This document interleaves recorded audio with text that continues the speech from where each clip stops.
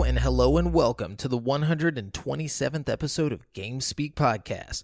New episodes go for free every Wednesday in audio format on iTunes, Stitcher, Google Play, Spotify, and all of your favorite podcast directories, and in video format on YouTube so you can see us in stunning HD. This show is two childhood BFFs bringing you all things video games. You can find us online at createforsanity.com, where you can listen to episodes, subscribe for behind-the-scenes news, read rad articles, and buy sick t-shirts from our shop. Also, be sure to join the community in the Facebook group at facebook.com/group/GameSpeakPodcast to hang and talk games with other nerds like us.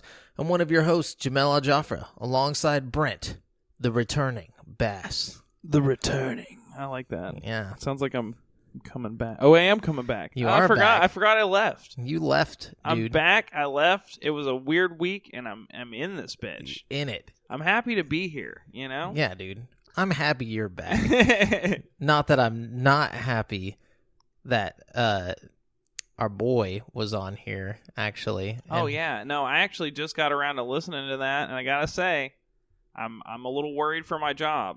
Yeah. It was a good episode. You liked it. I liked it a lot. It was interesting listening to an episode that I didn't have anything to do with. You know what I mean?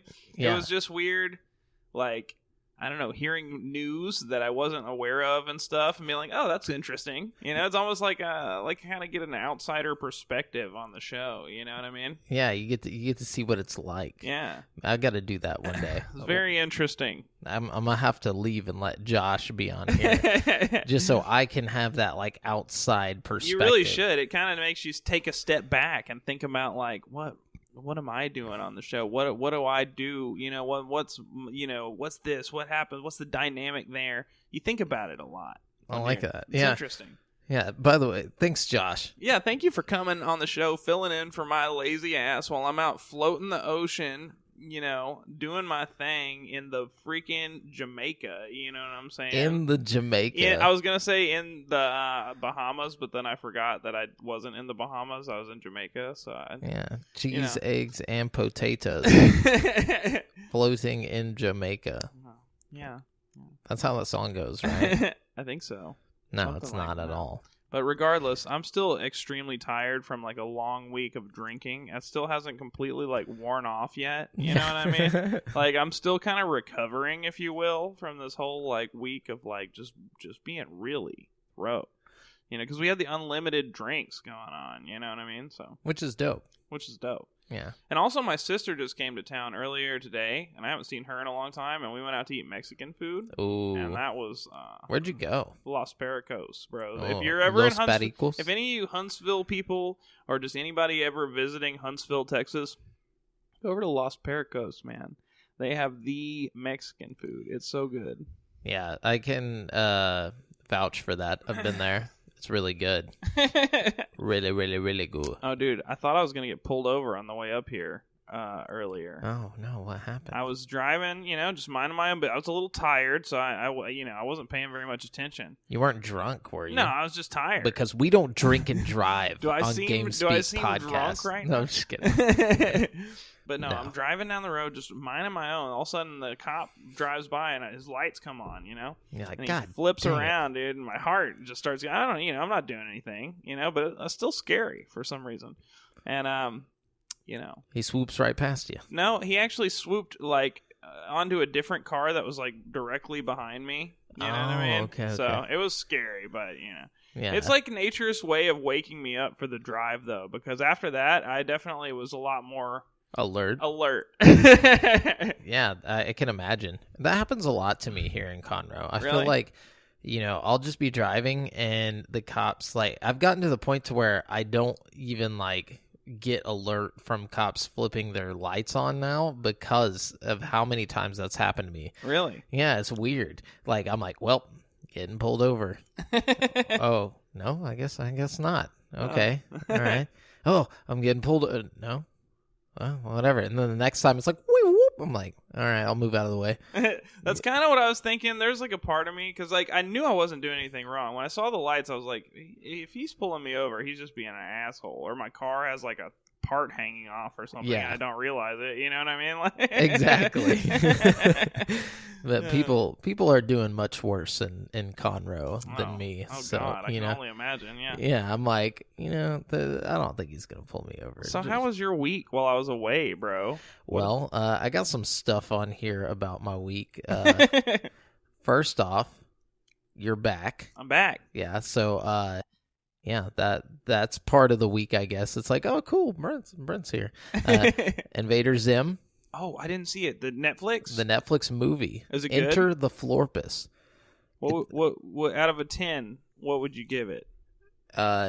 Probably a 95. Really? Yeah, out of 10. Ooh. Yeah, I can't wait to watch it. It's really good. It's like it is exactly what it was before. Do I need to left. go back and like rewatch all of Invader Zim to like get it? Like no, like the beginning part is really, really funny because like it's like an anime almost. Oh, really? Well, not almost. They literally make it an anime, but Dib is talking about everything.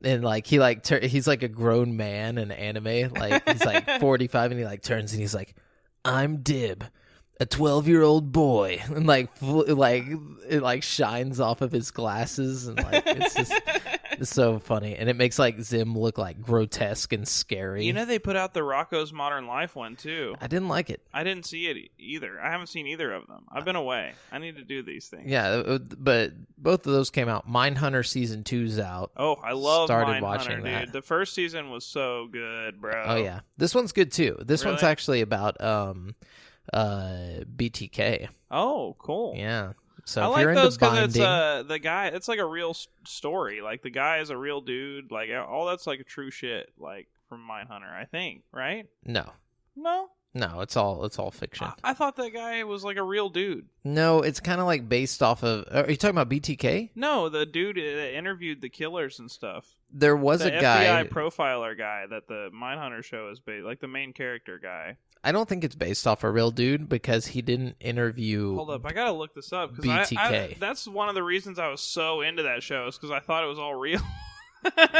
No, Hold up. I think it's fictional. And You're probably right, and it's gonna really make me sad, but it's a good show. well, while you're looking that up, I'm just gonna say I've been watching so much Forensic Files. Oh my god, that show is excellent. For those of you out there that like crime shows, Forensic Files is the best of the best crime show, dude. It's old and it's long running, but it's such a good show. It's not long running, like the episodes aren't long, but there's like 50 seasons. You know what I'm saying? Like yeah. I like originally I turned it on and was like, oh, this is too old to watch. It's just not gonna be good. I was like, I can just find this on YouTube, and that was like a year ago. And then I turned it back on like this week and started watching. I'm like, dude, why did I not watch this? This is amazing. But okay, hang on a second. What's it say? Give us the wiki throwdown. Hang on, I just want to make sure. Hang on, let's see. Hang on. By the way, what he's saying, hold on to, is that he is gonna I'm searching. fill here. us in on I just want to Mindhunter. find the right thing, you know. What'd you Google? Okay, the development of Mindhunter began in 2009 when Charlize Theron gave a non-fiction crime book titled Mindhunter Inside the FBI's Elite Serial Crime Unit to David Fincher.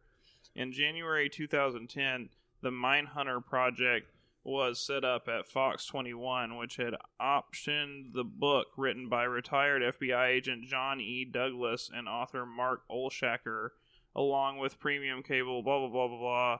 Scott Buck was tapped to write the plot. Fincher... So I think it is based on a real thing. It's based on a book. Yeah. But it's based on a true crime book by a retired FBI agent who I think... I don't know. I could be wrong, but I think it's like... The interview was a legit thing. Like, the interview with Ed Kemper in the first one, that's a real interview you can go look up and watch. Yeah. But it's not based on that guy that gave the interview, I don't think. Are you sure about that? I'm almost positive. I don't think the guy who wrote the story is the guy who did, like, the interviews.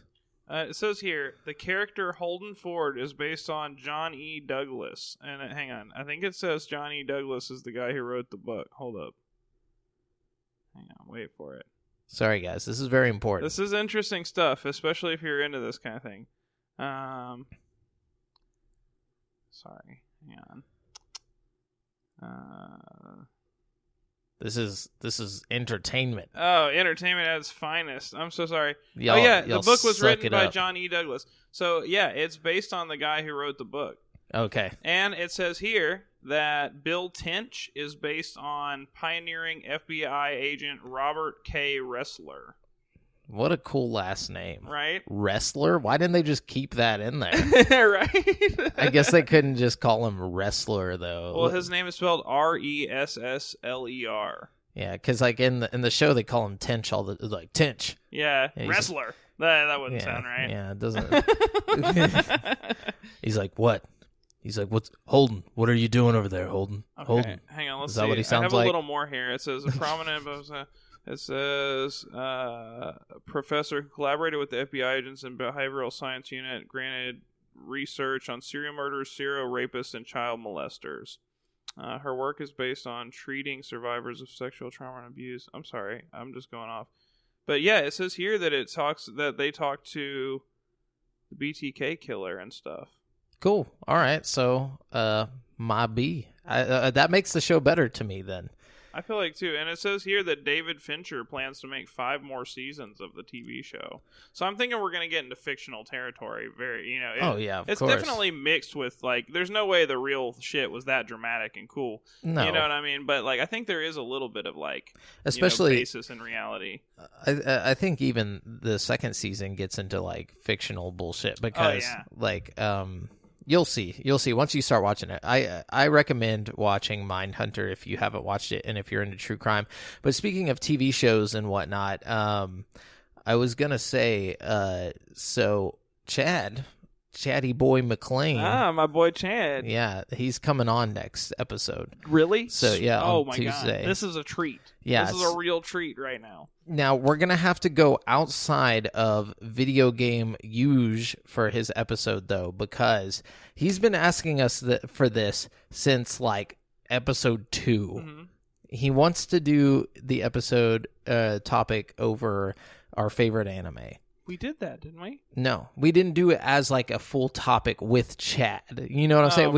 We did like a side thing. That was like the first double feature we did remember? Double features for a while. Yeah. Okay. Yeah, we can revisit that too because I've seen a lot of good anime since then. You know what I mean? Yeah, I feel like I've seen more anime, especially. I mean, just because you were already watching a lot of anime. Yeah. I wasn't. I mean, my list will probably be largely the same, but I would love my chance to tell the world about these great animes again. Yeah, and plus new listeners that have come on would like to know, that probably didn't go all the way back to our first like double feature question. And plus, I just want to know what Chad's got up his sleeve when it comes to the anime. I'm going to go ahead and guess right now. I bet he brings, I'm going to say his favorite anime of all time is My Hero Academia Nut. I'm just kidding. Academia Nut. No, but anyways, yeah, so White y'all get ready for Academia. That's what I'm talking about. Yeah. I don't like that word. I don't like academia. Oh, I thought you meant white chocolate. No, I love that word. But academia sounds too much like macadamia. I don't like it either. Yeah, it should just be My Hero Academy. Yeah, that would be a lot better. Yeah. We fixed that anime. Yep. Okay. But yeah, let's jump into the news if you don't have any more, personal news. Nope. Okay. So starting off, just so you guys know, we're using articles from gaming news sites from around the interwebs. We do not claim any of the material as our own. We're simply giving commentary on these articles. Yes. So don't get mad at us. And if you do, suck it. That's my new favorite insult right now. I like it's just that. like, suck it, dude. It's so straightforward to the point, And I could be talking about anything. It could be my dick. And what's the worst thing that could happen? Somebody's like, okay, and then they just suck it. You know what I mean? Like, oh, God forbid you just suck it. That's true. I mean, it's kind of like... it's like a win-win. Either they like fuck off or they suck it. You know? And it's like, either way. Or they just get really upset. Yeah. Yeah. It looks like Rockstar Games has something new in the works, as the name Bonaire has popped up on the Australian classification website. Rockstar Games is listed as the publisher and production company. What is Bonaire exactly? It's entirely unclear. All we know so far, as first reported by Kotaku Australia, is that it's been refused classification in Australia. The listing is bare bones, not containing any information beyond the fact that it's from Rockstar and that it's a game. Computer game is the broad term used for all games within the system, so it does not necessarily specify that it's a PC release or that it's a computer game is what it's called. But Kotaku Australia's theory is that Bonaire is likely DLC for Red Dead Redemption 2, as Bonaire is the name of a Caribbean island as well. Considering that a portion of the campaign takes place on the fictional island of Aguarma, it's possible that Bonaire could be an additional section added to either the single-player or online part of the game. Why it was refused classification, though, remains a mystery. I'm thinking it's because... hot coffee. Yeah. There's going to be a lot of Western diddling going on. Dude, yeah. You know what I mean? Horses. I feel like they're really quick to just be like, oh, this is Red Dead shit. I feel like that could be anything, you know? It could. It could you technically. know, what, are we just trusting Kotaku here? You know, what if it's like Bully or one of those games that Rockstar has been talking about or kind of like hinting at, you know? I want to look up what, while you jump into the next part of the news, I'm going to look up what the word Bonaire means. Didn't we just, oh wait, it's that island, right? Yeah, it's an island, but what if it has a different meaning? Bonaire. Oh, God. That's why it didn't get that classification, dude. Because it's a Bonaire. Well, while you're doing that, I'm going to go through a long chunk of news. So just bear with me. How about you just sit back and relax? Because I'm about to take you through Gamescom, dude. We had a big convention. Yeah. You know what I mean? Before we jump into that, Bonaire is just the island, like you said. Okay. But it says it's a small island located in the southern Caribbean, known for its pioneering role in the preservation of nature, in particular, the preservation of the marine environment, and for its excellent scuba diving, snorkeling, and windsurfing.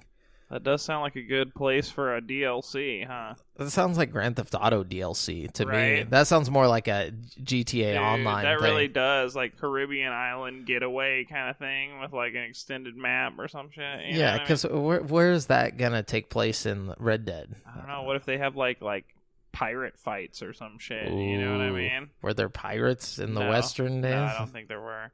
But there was ships and stuff. You know what I mean? That's true. Cowboy pirates. I mean, dude. surely people on the ships are fighting each other. What if they did that? What if they did cowboys versus pirates and made it like a big online like thing where you chose your side? Dude, that would be sick as fuck. Dude. Hell yeah, dude. Okay, take us to Gamescom. So Gamescom, and I probably missed a few things. I'm sorry, I was like half asleep when I was writing all this down. So I'm just going to run through what I think are some of the more interesting and important things that they talked about at Gamescom. Gamescom, yeah, excuse me. Yakuza 3, okay? Everybody's been waiting for this, okay? Up until now, you've been able to play every Yakuza game on the PlayStation 4, except for Yakuza 3. Okay. So there's just this gap in the library, you know what I mean? Yeah. But now, right now, today, you can play it. It's out. And they have like remasters of 4 and 5 or something like that. They come in a pack. You can get like the Yakuza collection, but it includes 3, which is the big deal. Cool. Hotline Miami and Superhot are on Nintendo Switch. Nice. Those are both indies. Mm-hmm. Great to see them on Switch.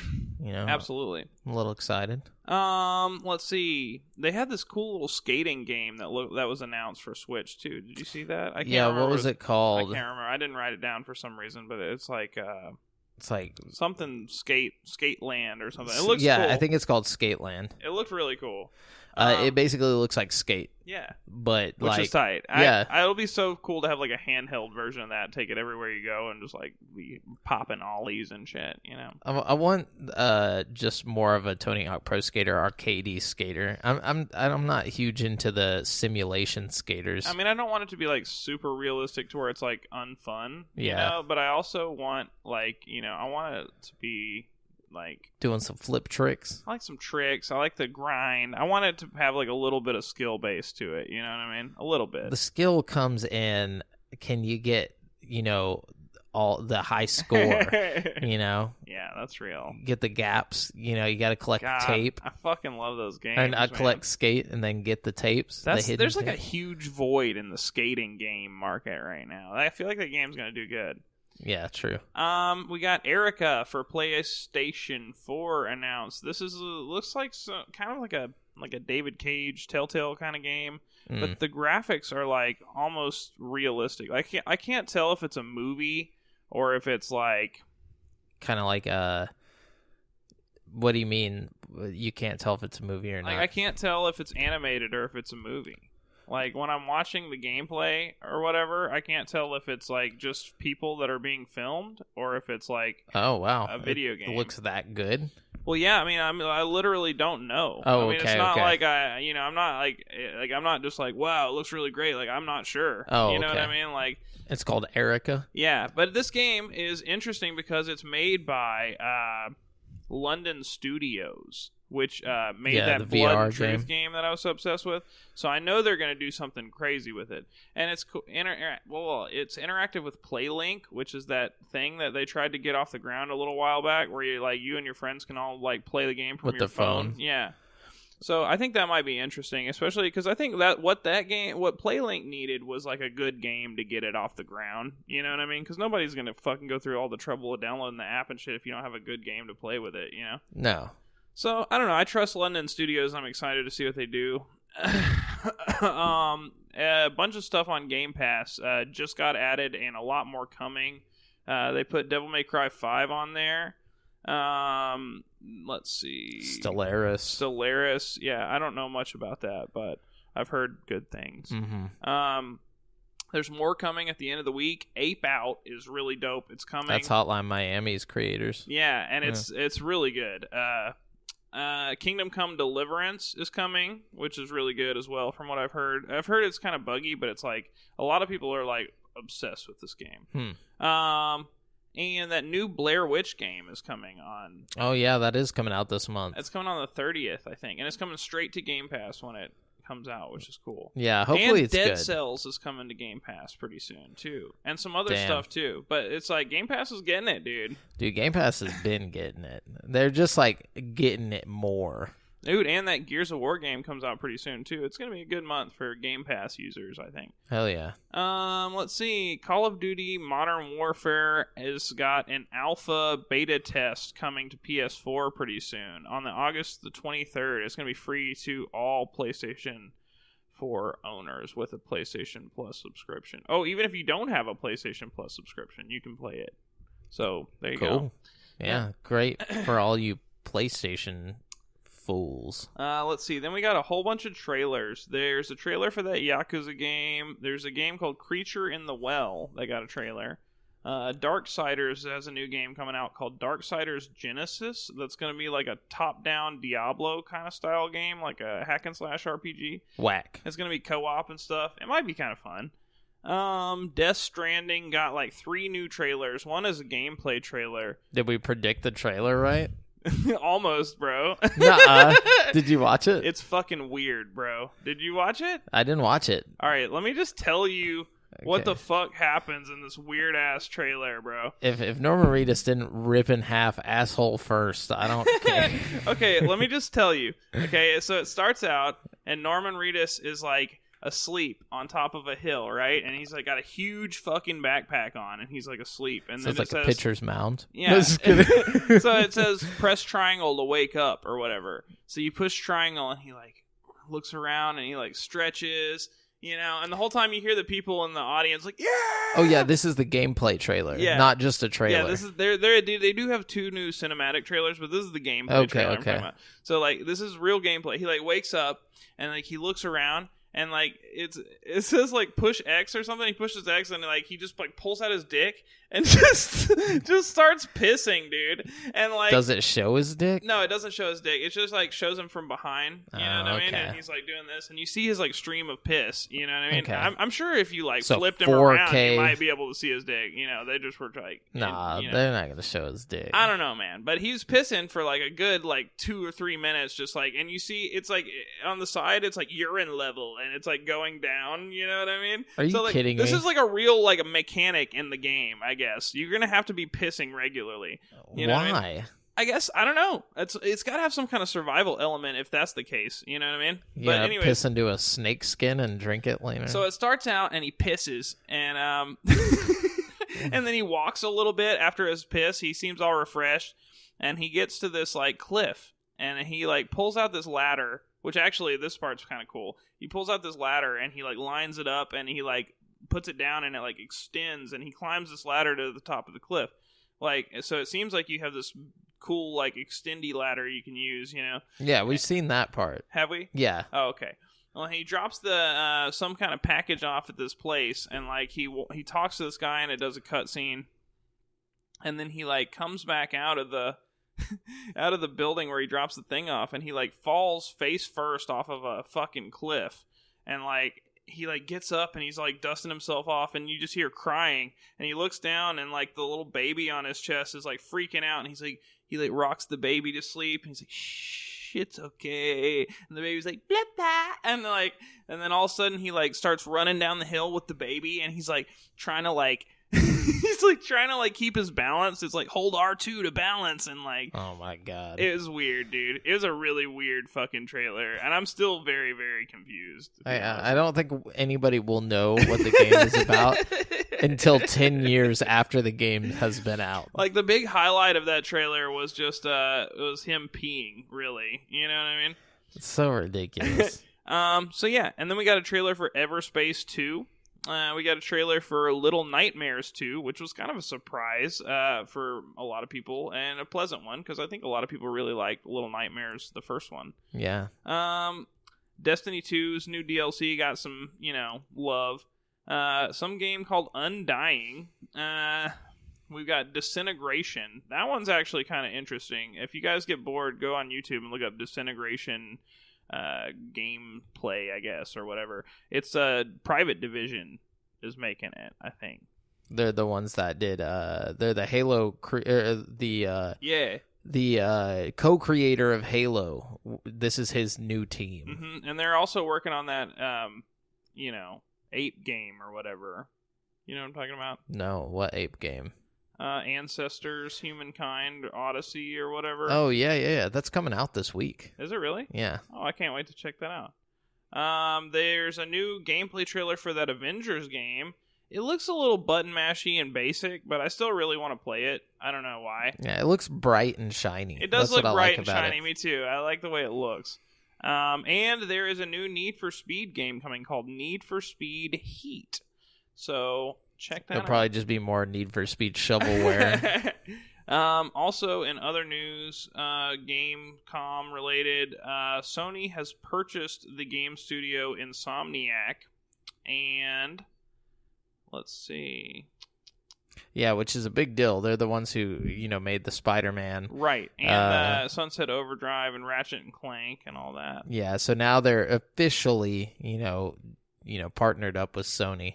Oh, and let's see. The Witcher 3 got a release date for the Switch. It's coming October 15th, 2019. So nice. That's going to be really cool. And then I think a few other things have been announced, but that's really all I've got written down as far as Gamescom go. So. Yeah, so some of the other announcements. Final Fantasy VIII Final Fantasy VIII Remaster has a new trailer. Remaster? Yeah, so it's a remaster of 8. Not. Is it like a? It's not like a remake. Not remake. It's just a HD remaster. And this one, nobody thought. Yeah, nobody thought it was going to be able to be done because everyone thought they lost the source code to the game. Really? This is the only game that had never been remastered. The only Final Fantasy that didn't come back as a remaster, and so finally it's coming. And it was announced to be coming on September 3rd, so only 2 weeks away. It's coming to PS4, Xbox One, Switch, and PC. And then also at Gamescom, they announced that PUBG is getting crossplay between Xbox and PS4. So if you're still alone on PUBG, you'll be alone together. They probably just need people playing that fucking game. They're like, please let us do crossplay. Nobody will play otherwise. We're going to have to put bots in pretty soon. Oh, man. That'd be sad. And then also, the developers of Star Theory unveiled the follow-up to their widely popular space sim Kerbal Space Program and Kerbal Space Program 2, which is a big deal for a lot of people. That's right. A lot of people are into that. I think Sam in the group even posted about it. It's his favorite game. A lot of people are really into that. Got a kind of a cult following. Yeah, for sure. But outside of Gamescom, actually, this might have been at Gamescom, but they announced 2 new Xbox One controllers. Really? Pro controllers or what? They're just normal controllers. It says they add to the already massive lineup of game. It's just a gamepad. The first of the newly announced controllers is the Night Ops Camo controller. This gamepad features a camouflage design and a metallic golf D-pad. The trigger grips, meanwhile, are etched for a unique look of their own. The other new Xbox One controller is the Sport Blue controller. It has a unique geometric design, and it also features metallic flourishes. The D-pad is also metallic, while the grips are rubberized for better feel. Okay, I like that rubber grip. Yeah, same. I'm down for that. I always get slippery on my trigger finger, you know what I'm saying? Same. Yeah, dude. Okay, so this is some news that's already pissed a lot of people off, and I think might piss some of you guys off. Shortly after Marvel revealed its Phase 4 slate of Marvel Cinematic Universe films and TV shows at San Diego Comic-Con, a major shakeup is being reported that could very well change the future of the MCU. Okay. It would also impact the Spider-Man franchise films Marvel Studios co-produces with Sony. According to Deadline, Marvel Studios president Kevin Feige will no longer serve as a producer on Sony's Spider-Man films. The news comes after a new agreement between Sony and Disney was reportedly unable to be reached. As Deadline explains, a dispute between the two companies has been going on for months. What this means for the future of Spider-Man and the MCU is unclear. Spider-Man Far From Home was the official end of Marvel MCU's Phase 3 setting the stage for what's to come from the universe of films. With Feige no longer being involved, it's possible that the Spider-Man franchise could instead exist outside of the MCU. Sony has already been building a non-MCU Spider-Man universe thanks to the film adaptation of Venom, as well as the upcoming Morbius movie, in which Jared Leto stars as the titular living vampire. As sources tell Deadline, there were already 2 more planned Spider-Man films starring Tom Holland, with director John Watts expecting to return.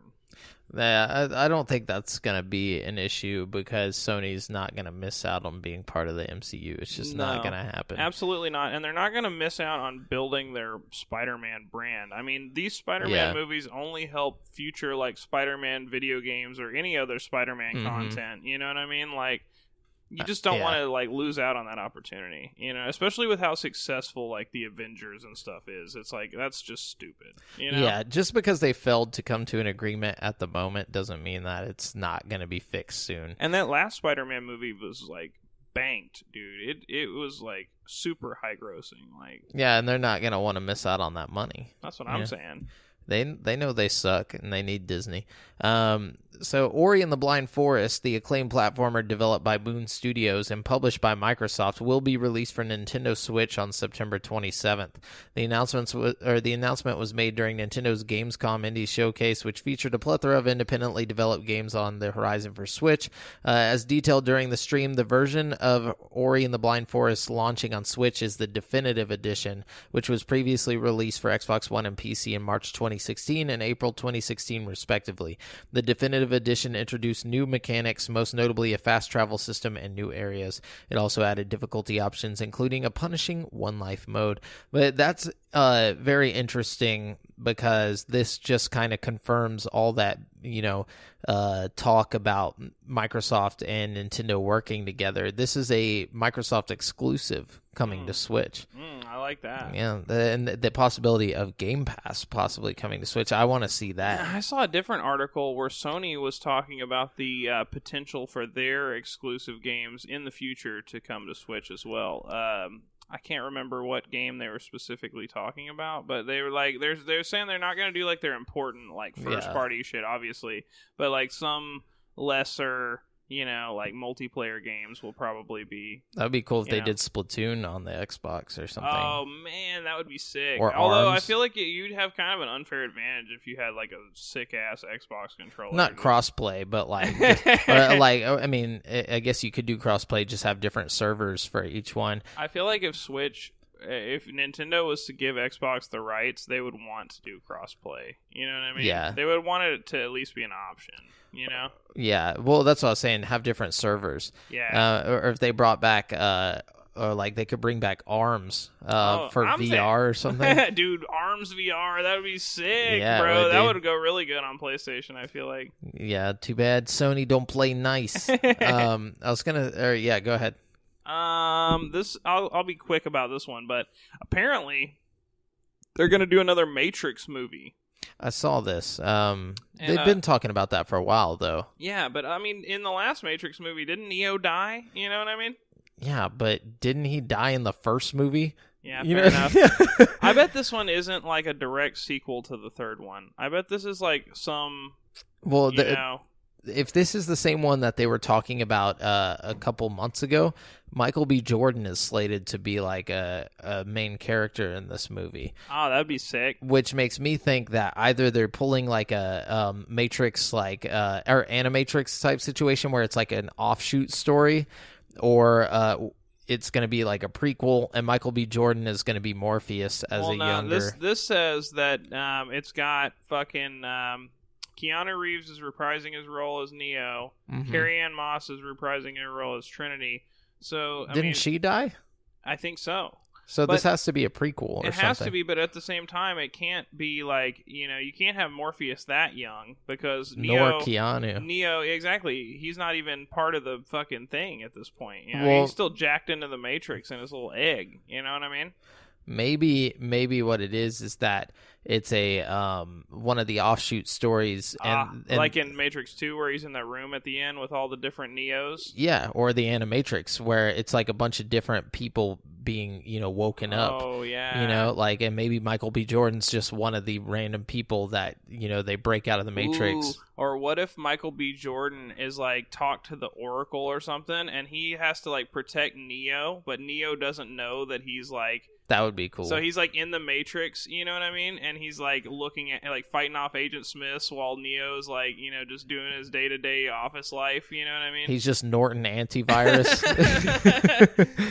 But I like that idea of him, being like just a random, sideline but canon story. Because it would open up a whole nother universe that they could work in. And I know the Wachowskis are supposedly working on this. Yeah, Lana Wachowski is going to be writing and directing it, I think. And she's going to be working with, hang on, I got it right here. Alex Hemmon, the guy who made Love Island, and David Mitchell, who made Peep Show, are all going to be working on this together. I no longer trust this. Anyways, so apparently, I don't have the news article brought up for this, but I forgot to write it down, but it needs to be mentioned. Apparently, there was a patent for an SNES controller coming to the Switch. I heard about that. Yeah, which this is supposedly... This seems like proof to me that we're about to get our SNES like online. Fuck yeah, dude! I think so. So I think by the end of the year or at the beginning of next year, I think we're going to start having SNES games launch onto the Switch, kind of like how they're doing the NES games now. but it makes me wonder if it's going to be a whole different app, like how there's the NES Classic or like whatever it's called on the Switch. I guess we'll have one for SNES, and then the next one N64. Just move on that way, or man. Game Boy. Oh, dude, Game Boy would be sick, bro. There's so many good Game Boy games they could put on there. They could put Pokemon on there and keep people entertained ever, dude. You know what I mean? If they put all the Pokemon on there, and they could put release one a month for a year. And they could even make it to where you could trade between the games or something somehow. Gosh, dude. Like, you could take your Switch and link up with people in battle. That would be fucking sick, dude. Ugh, and you could just trade between the games. Oh, my goodness, God. dude. We have such great ideas, man. Hire us. Nintendo called me. What you got? Speaking of Pokemon, since Pokemon Black and White on the DS, competitive Pokemon players have been able to take part in online competitions and view their ranking via the Pokemon Global Link.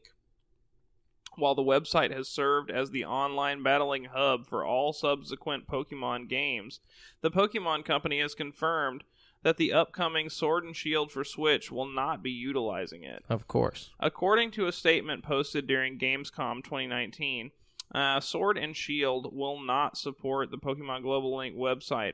This is because most of the Global Link's functionality is being folded into the games themselves via the Battle Stadium, which will allow players to participate in regular online competitions and take part in ranked battles. Cool. Yeah. That makes sense.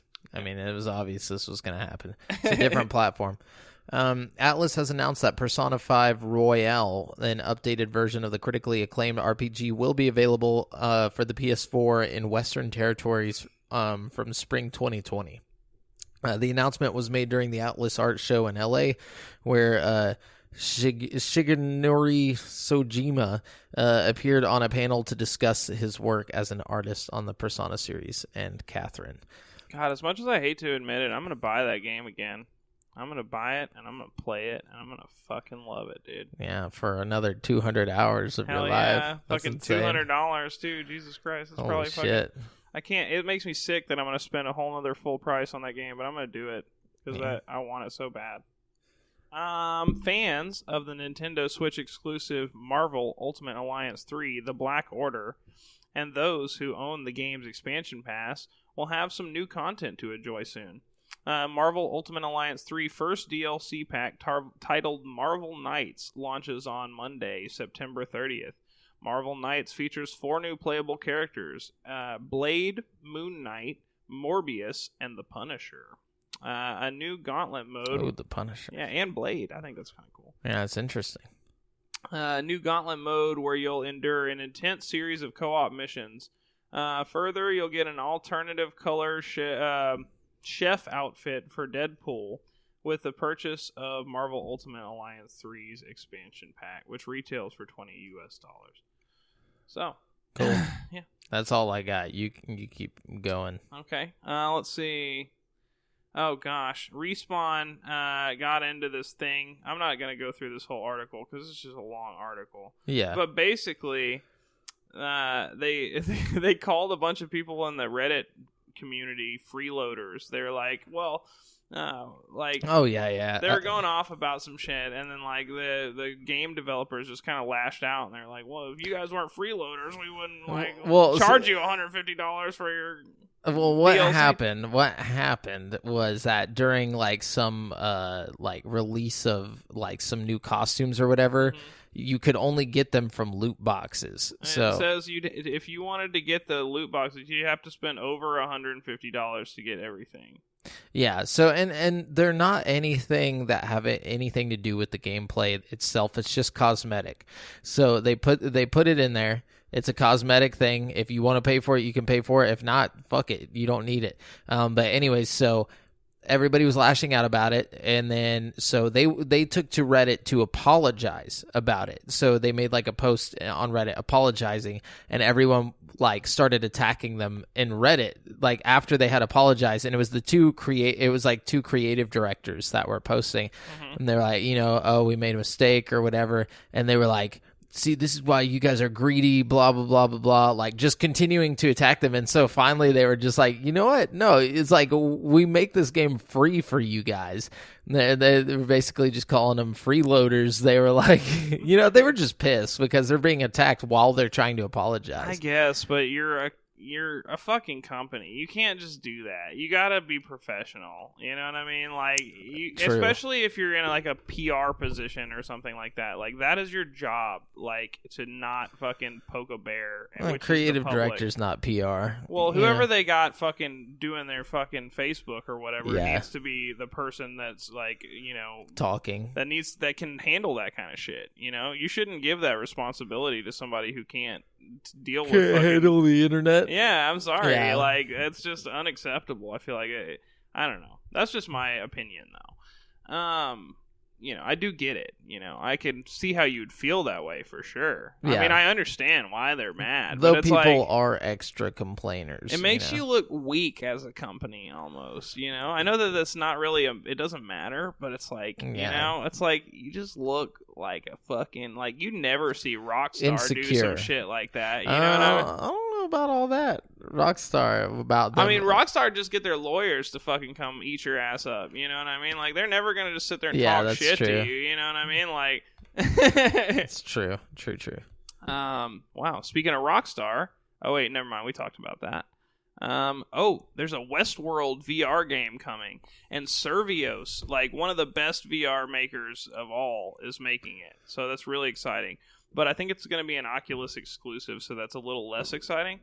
But I also heard that they are going to do a PSVR version of the LA Noire game, which was previously an Oculus exclusive, and apparently it's really good. So I'm excited about that. Let's see. Oh, they're doing a crossover on Gears 5 with some Halo Reach characters that you'll be able to play with in multiplayer. They're going to take Forza Motorsport off of the store pretty soon, which is weird. Forza Motorsport 6, to be specific. It says it's announced that the racing game will enter the end of its life on September 15th. And the game and its car packs and expansions will no longer be available to buy digitally after that date. Those who already bought the game and are DLC can continue to play it. It seems kind of stupid. Why would they take it off? Maybe because they don't want to keep paying for the servers that not that many people are on, and they're not getting like microtransactions you from. You could just shut anything. The servers down and keep selling the game like Drive Club. No, I don't know. You know what I mean? Like, I don't understand why you wouldn't want to make... Well, because they have to pay for it to be on the store. Like, they have to pay for the right to have it on the store. You know what I'm saying? I don't know. Maybe they want to put that money somewhere else. It just seems like a bad call to me. Everybody should go on the last day that they're going to shut it down. You know what I think they're really doing? I think what they're really doing here is that they realize that every fucking Forza Motorsport game is exactly the fucking same. Oh, okay. And they're taking it off so we don't just go get the $5 version of the 2019 game they end up putting out. Conspiracy. You know what I mean? That's my theory. I don't know. I'm sticking to it. I believe it. You're right. It's true. Let's see. Grand Theft Auto 5 has a secret mission. If you're doing the casino, I'm not going to ruin it or anything, but go in the casino and just get hammered drunk and make your character pass out over and over again from getting drunk in the casino, and you'll eventually activate a secret mission, and you will thank me for it later. Hell yeah. Okay, Square Enix canceled a Starwing Paradox tournament scheduled this weekend. No. I know. It's terrible. So, sorry guys, a lot of people are pissed. A lot of death threats going to Square Enix about it. Is that for real? Yeah, dead serious. Wow. It says, meanwhile, let's see, hang on. Square Enix has apologized to those looking forward to the event. This is just the latest in the series of threats against Square Enix. Sorry, I must have missed it. Earlier this month, a man was arrested by Tokyo police after threatening the company with an arson attack, saying that he would repeat the terrible Kyoto animation tragedy. You remember that? That was like last month. They killed like 30-something people. Yeah. Like, what is wrong with fucking nerds, dude? That's what I'm saying.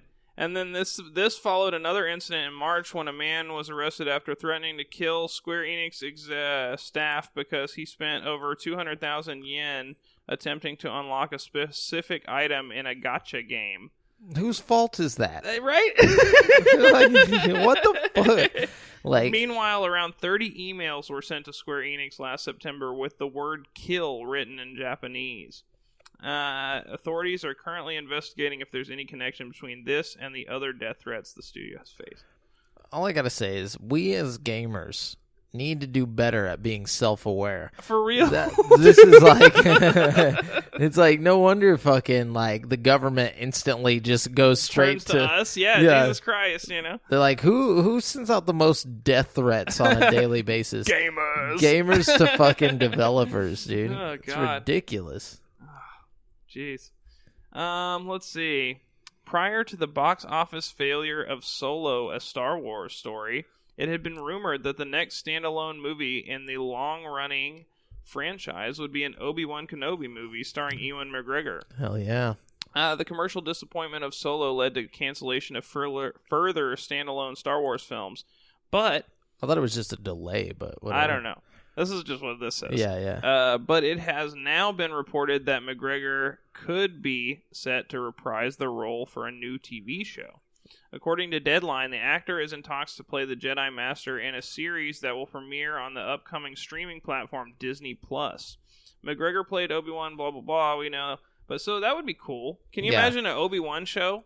No, it's going to be great. It's going to be just like I was talking about with the Matrix, like the offshoot storyline, you know, like that's. I'm gonna get Disney Plus as soon as it comes out, because from what I've heard, if I'm understanding correctly, Disney owns Hulu as well. So what's gonna happen is you pay like $12.99 and you get access to Hulu, Disney Plus, and something else. Well, that's a bet. I would pay for that for sure. I think so. I could be completely wrong, but if that's true, that's a great deal.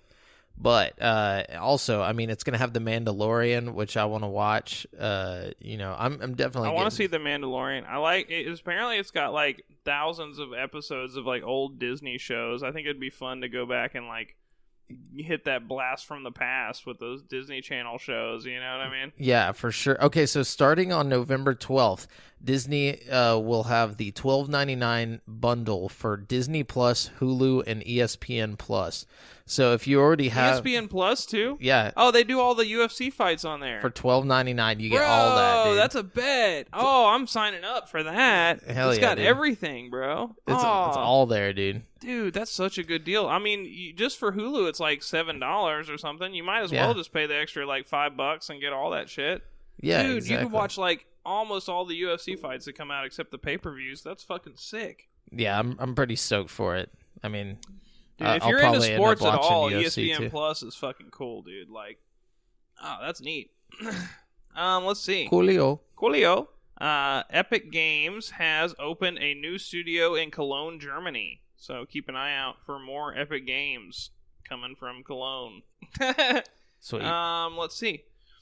Okay, I wrote this down because I thought it was kind of interesting, but mainly because like the correlation to the Witcher guy and his book, you know, how he's like the Witcher guy wrote the book and then he's all like anti, game. Yeah, the he Witcher didn't like game. the He game. didn't like the game, but the Metro guy who wrote the book seems to really like the games, and he's like writing books like based on the games now. So, I don't know. I thought that was interesting. I'm going to read this. There will be another Metro game following on from this year's Metro Exodus. The news comes via an Instagram post from the series author Dmitry Glukhovsky. Can't say his name. Glukhovsky. Who has confirmed that the series will continue. The post is direct and to the point. The Metro gaming series will be continued. Working on the story. Metro 2033, the first game in the Metro series, was an adaptation of Glukhovsky's book of the same name. Glukhovsky's second Metro book, Metro 2034, doesn't have a direct analog in the games, while the third book, Metro 2035, is, in an interesting twist, inspired by the events from Metro Last Light, the second Metro game.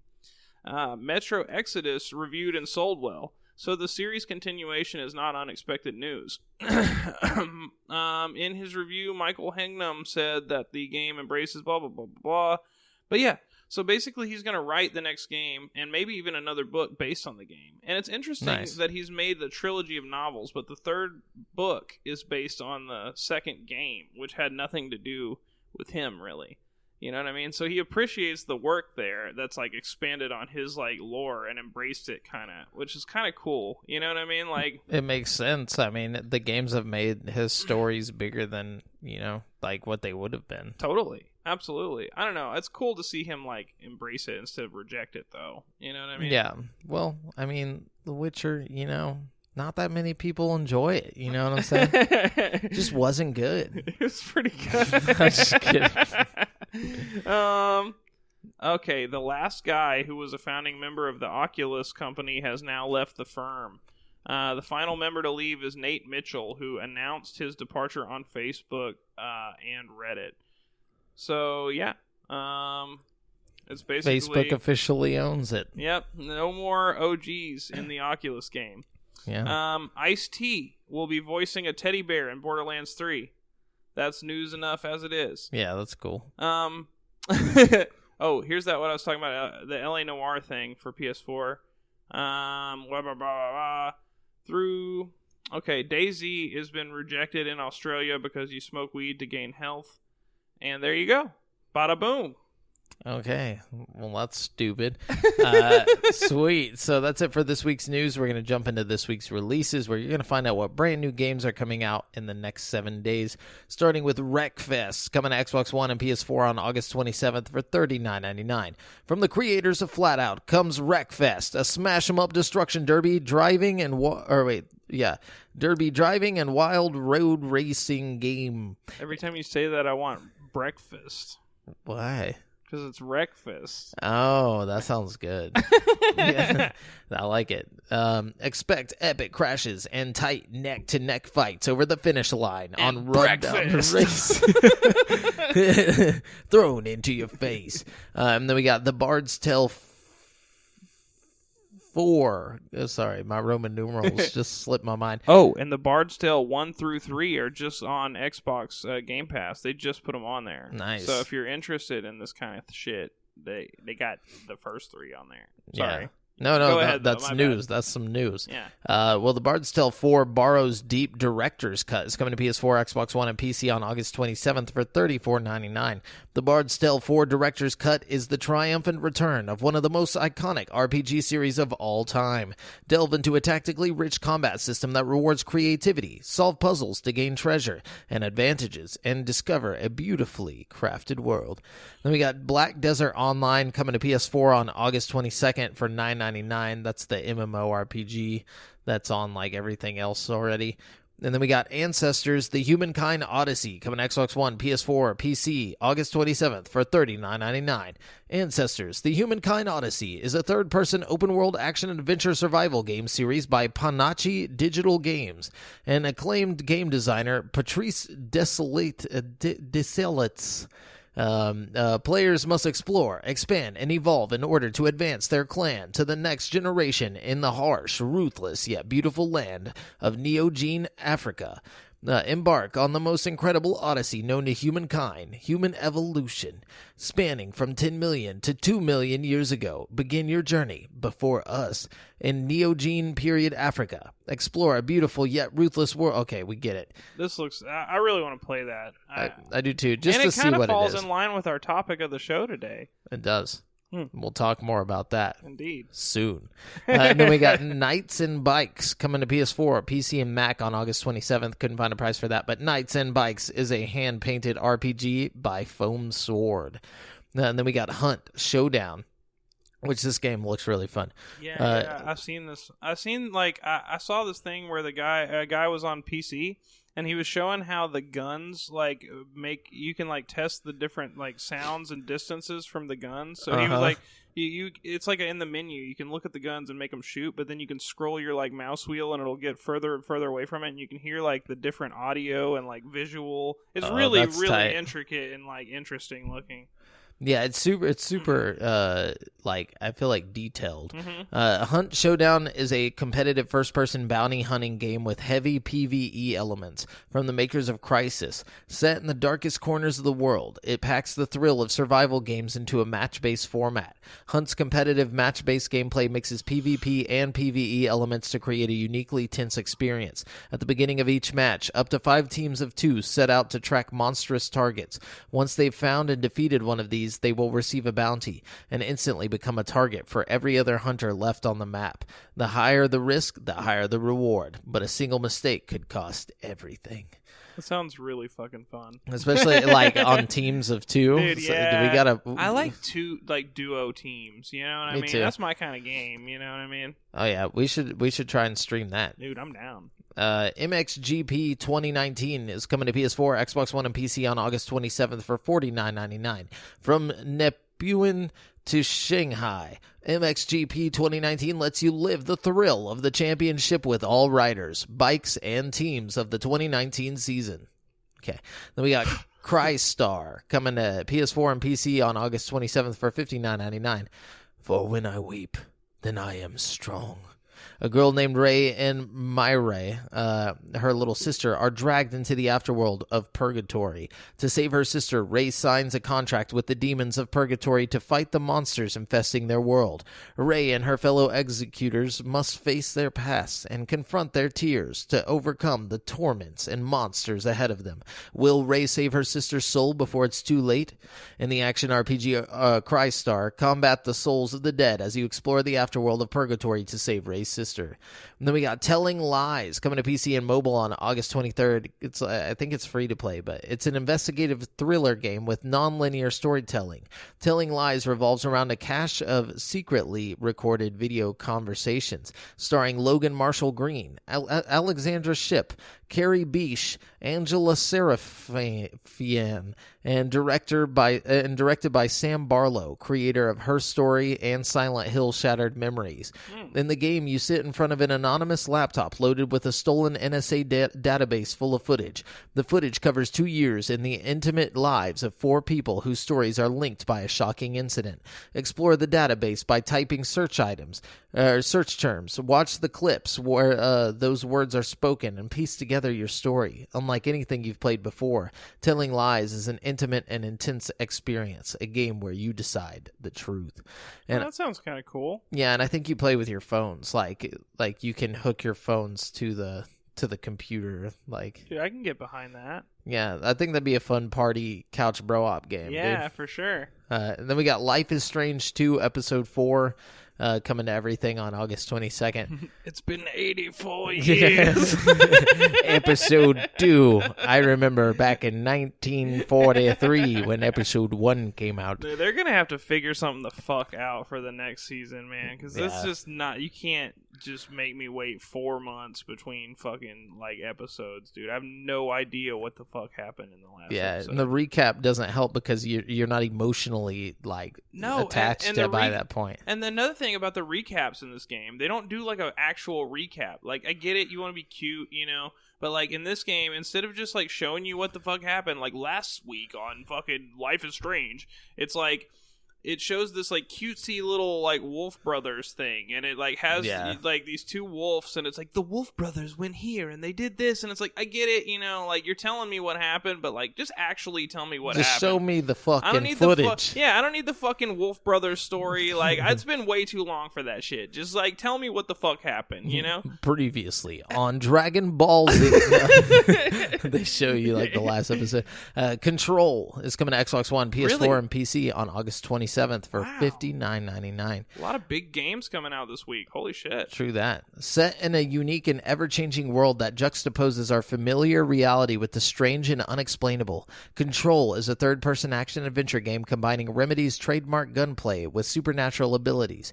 After a secretive agency in New York is invaded by an otherworldly threat, you become the new director, struggling to regain control from developer Remedy Entertainment.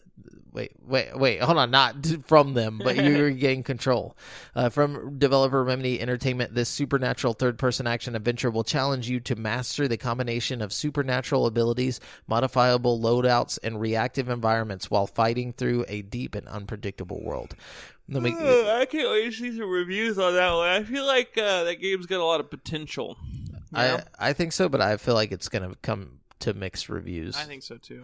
Then we got Steambird's Alliance coming to PC on August 22nd. Couldn't find a price for this game, but Steambird's Alliance is a massively cooperative bullet hell shooter. Fly with dozens of your feathered friends in an open world full of cruel cat bosses and endless waves of deadly bullets. And then we got Decay of Logos coming to Switch, PS4, Xbox One, and PC on August 27th for $19.99. Decay of Logos is a third-person action-adventure RPG with emphasis on tactical combat, exploration, and inventory management. With your mystical elk companion, explore a vast, interconnected world and seek revenge upon those who destroyed your village. Apparently, this game is it got a bunch of flack for being a ripoff of Breath of the Wild, which doesn't make sense. Oh, this is that one? Yeah.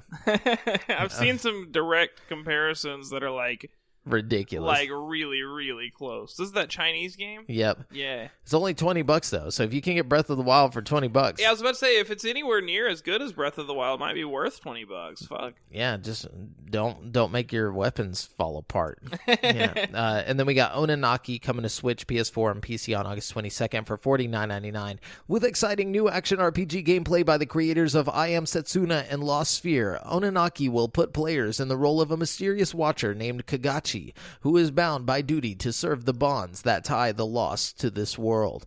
With Kagachi's guidance, these wandering souls in the world of the beyond can continue the cyclical process of reincarnation over again after meeting a mysterious girl named Lean.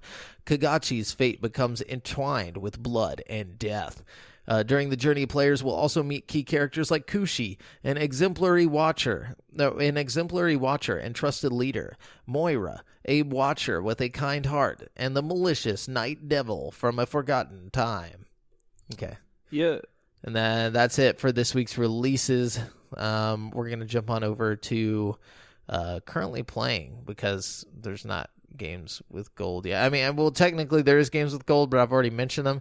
But the ones that you can grab for free right now, you're looking at Forza Motorsport 6 just became available. The one that's going to go away. Yeah, it's ridiculous. Thanks, guys. Jeez. They probably didn't know. Well, I think once you download it, you can like re-download it and stuff. So it's like, it's probably a good idea to get it while it's free. That way you don't, because you're not going to have a chance pretty soon to even get it if you want it.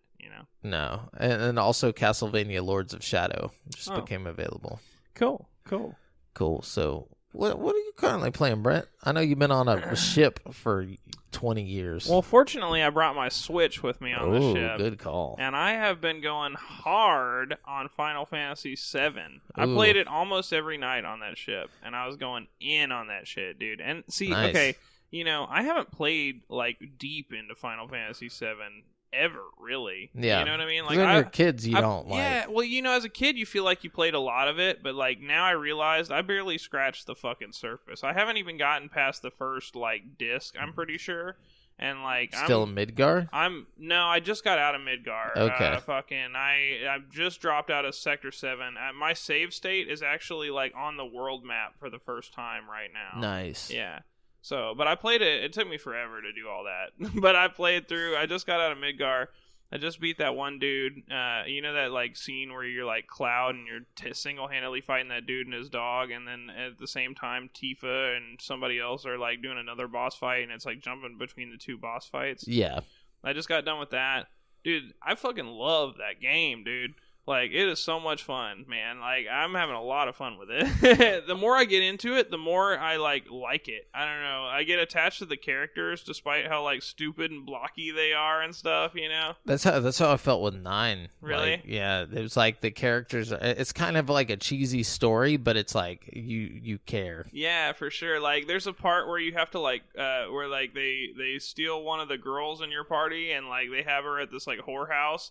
and you have to like dress up like a girl so you can get in the whorehouse and like fucking save her. That part is supposedly they're probably gonna end up taking that out. Really? They the should, remake, because that's like an iconic fucking part. I feel like. And I meant 10, not 9. But yeah, supposedly that's what everyone's saying is they think they're gonna take that out because it's offensive. Bro, they better leave that shit in there. How is it offensive? What's offensive about it? Because he's cross-dressing, and it's like... But it's for a greater good. You're trying to save your fucking, your friend, and that's the only way to do it. I mean, how is that offensive? No, you don't understand. It's offensive, Brent. I don't think you get it. If you had You're not supposed to look for the dress logic up like a in baseball player to go fucking, like play baseball to save her that's definitely different. But I'm just saying. Not really though. Not really. Don't make me talk. I don't want to talk about this. I'm just saying, dude. You got to do what you got to do, dude. Yeah. And it's just not offensive at all. It's not offensive in the way that it's like, ew, cross-dressing. It's offensive to people who may dress or see themselves as a woman. Why though? When they're not. Because it's not like there's none of that. You know what I mean? It's literally just a means to an end to get in the door. You know what I mean? Yeah. Like, I just don't get it. You know what I mean? It's like a Jedi mind trick. None of us get it, Brent. No, but I mean, You just have to accept it. No, I'm not going to accept this. If you're offended by this, fuck you. You have a serious problem. No, I'm serious. If that's offensive to you, then there's something wrong. I think it's because of the there should joking be nothing matter offensive about around it. I mean, like, she's like, oh, you make a cute girl. But, like, is that offensive, really? If I dressed up like a girl and somebody told me I made a cute girl, I would not be offended. You know what I mean? Did you see that? That was weird. Yeah. Are there ghosts in here, dude? No, it stopped recording. By the way, guys, we're not going to have a video version of this episode, just so you know. I forgot to delete out the other video from last week, so it just maybe it'll record over it. I doubt it, though. Yeah, well. Yeah, whatever. Either way. It's all right. I thought a ghost just walked through the picture over there. I just saw it, like, flicker. I got a little scared. I'm not going to lie to you here. That would have been way more interesting. Like, the cross-dressing ghosts have heard my rant, and they are mad as fuck, offended. dude. Yeah. Sorry. Yeah, we had a lot of technical difficulties tonight, guys. So yeah, we're recording super late right now, like way later than our usual episode, Yeah, and I gotta be like, it's like 10:40 right now. By the time I get done editing all this, guys, just so you know the work that I'm putting in for you guys. By the time this is done, it'll be like 2 a.m. I gotta be at work by 7 a.m. Oh, geez. Like this is what I'm doing for you guys and myself because I just like doing this. But anyways, point is, no video. But next week we'll be back to normal next week. Brent was on the cruise, stuff was going down. Yeah, it's been a hectic week, but we're getting back in the swing of things for sure. Faux show. We'll probably have more stuff coming your way soon. But anyways, currently playing besides Final Fantasy VII. I've been playing a little bit of Fortnite with Matt. The season 10 has rolled around. I haven't played, You've been watching? Well, I've been watching a little bit, but I haven't really, played until recently. I get what you're saying. And then, Matt was like, hey, hit me up. And I had a lot of free time on my hands now. So, I was like, yeah, let's do this, And I jumped in there with him, and, the whole map is completely different in the best possible way. It's like a totally different game. It's awesome. They've done so much good shit for that game. They have mechs you can get now and walk around and destroy shit. It's fucking sick, dude. That's crazy. I really enjoy what they're doing with Fortnite. They do a good job of keeping it fresh. You know what I mean? Yeah, definitely. Is that it? Yeah, that's all I've been playing. Okay. I went back to I downloaded Thimbleweed Park. Oh, I heard you beat Evil Within. Oh, I did. Yes, I was like, Brent's 1 week he's gone. I was like, I've been telling him I'm almost done with it. Sorry, I wanted to talk to you about that. Did you like it? I heard you thought it was a little anticlimactic at the end. It was definitely anticlimactic, but it was like they did it on purpose, which was the main issue I had with it. It's like you can't just not finish the game and then put the DLC out to finish the story. I fucking hate that shit, dude. It's bullshit. You better just make the DLC a different story altogether. Fuck you. like, you know. There's 3 DLC to the first game, and you have to complete them all to get the full story. Really? So the game just ends without actually ending the story? Yes, it ends the game. So the first DLC you play as the girl, and like see from her perspective and see like all the stuff that's going. Did you get the DLC or? Yeah, I have it, but I'm not gonna fucking play it. Why not? That's another like fucking 20 hours of like the same gameplay mechanics, but you play as different characters and get like little bits of story here and there. Oh, like might be fun. The gameplay is not good enough to warrant that. It's so difficult. Like the game is hard as fuck, dude. It's just not like I could just go YouTube the story, you know, but like I beat the game. That's all that I care about. I was like, okay, I beat it. I get the point. But it ends literally on a cliffhanger. And then I was like, so does that mean it's going to be in the second game? And I like go Google it. It's like, no, you have to beat the 3 DLC to get the full story. I'm like, nope. Bro, that's such bullshit, man. That's whack. But, you know, besides that, Thimbleweed Park has been really interesting. Oh, yeah. I got that on my Switch. Have you been playing it? Yeah. I mean, I'm kind of stuck, but I have been playing it. Yeah, it's like the old Sierra point-and-click games. That's what I love about it. Me too. And it goes great on the Switch because you know how like sometimes you want to hit like look or pull or whatever? Yeah. Well, you can just like hit the touch screen on the Switch and hit like look and then tap Drag whatever it? you're like specifically wanting to look at or like open. It's a lot easier than like hitting the button and moving your cursor around, you know what I mean? Yeah, it's getting easier for me because like I can like hit like, you know, pick up or whatever, and then if you hit right bumper, it'll like go to the nearest thing to you or whatever. Really? Yeah, so cool. I'm like learning all the little hotkeys, but like it's definitely I wish I would have jumped into it earlier. I downloaded it a long time ago. It's a really fun game. I like the switching back and forth between the two characters mechanic. Although sometimes I find that the item I need is on the wrong character, and it's like, God damn it! Where the fuck did I leave that stupid bitch? It's so overwhelming, dude. Like, dude, she's such a bitch. Dude, she's such a bitch, bro. For I no always play reason. as him because I like him more. And then there's a part. Well, I don't know how far you are. Yeah, don't spoil it. Don't spoiler-roni it. But you do have to like spoil. What does he say? Spoiler-rooney or whatever. Yeah, he's always like, oh, I gotta go out to the old truckaroni. The trucker. Have you gotten to the part where like the guy comes in and it's like the exact same dude and he's acting like he doesn't know what he's talking about? He always says like who at the end of it. Yeah, he's like that guy always says something eroni. Woohoo! It's pretty. It's the charming. Humor is really funny. Yeah, and then I've also downloaded Puyo Puyo Champions because they had like a free like you can play it right now. Oh, cool! Just wanted to play some Puyo Puyo. Have you ever played any of that? No, never. I don't even know what that is. It's similar to Tetris, but like with like globs. Oh, like I don't know how to explain it, but fun. Yeah, it's fun. It's just like a nice stress relieving game. You know what game I like that's kind of like that? I like Peggle a lot. Dude, Peggle's crazy. Peggle takes no skill. No skill. It's super luck. relaxing and fun. Yeah. It's pretty weird. Anyways, but that's it. Let us know what you've been currently playing in the Facebook group at facebook.com/group/GameSpeak podcast, or in the comments if you're on YouTube, or anywhere you feel like doing it. We'll see it as long as it's us. But then let's go to topic of the show. Yeah, we're there. This week's topic of the show is our top 10 games that let you play as an animal. It's a very strange topic, but I don't know how this came to me. I was just sitting there and I was like, I was thinking about the Ancestors Human Odyssey game. And like how there's like the gameplay footage of them like swinging on the vines through the trees and shit. I was like, man, they need more games like that, And I was like, true. They do need more. They do. We do need more animals in gaming. Not only that, but this still leaves us open to our top mascots in gaming, without like it doesn't take away from. Yeah, exactly. And honestly, my list is going to be very, very different with my Mine top too. mascot games. Because there's people that are mascots. True that. Not just animals. That should be our next topic. Manimals. Manimals. Yeah. Danimals. So let's start with number 10.